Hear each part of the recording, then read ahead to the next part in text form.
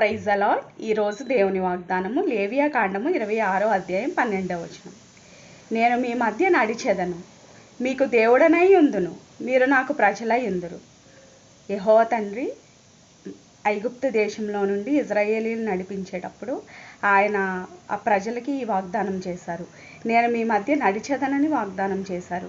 అట్టి విధంగానే వాళ్ళతో 40 సంవత్సరాలు ఆయన నడిచి కనాను దేశంలో వాళ్ళని ప్రవేశపెట్టే వరకు కూడా ఆయన తోడై ఉన్నారు. ఇప్పటికీ ఆయన వాళ్ళకి తోడై ఉన్నారు. అట్టి విధంగా దేవుడు మనకు కూడా తోడై ఉండునుగాక. ఆయన మనతో కూడా మన జీవిత ప్రయాణంలో మనతో పాటు కలిసి నడుస్తానని వాగ్దానం చేస్తున్నారు. కాబట్టి ఆయన మనకు దేవుడై ఉన్నారు కాబట్టి, మనం ఆయనకు ప్రజలై ఉన్నాము కాబట్టి ఖచ్చితంగా దేవుడు మన జీవితంలో ఆయన ధన్యతలన్నీ మనకు అనుగ్రహిస్తారు. కాబట్టి ఆయనలో ఉండి ఆయనతో బ్రతికితే మనం ఆశీర్వదించబడతాం. అట్టి విధంగా దేవుడు మనల్ని ఆశీర్వదించునుగాక. ఆమేన్. హల్లెలూయా.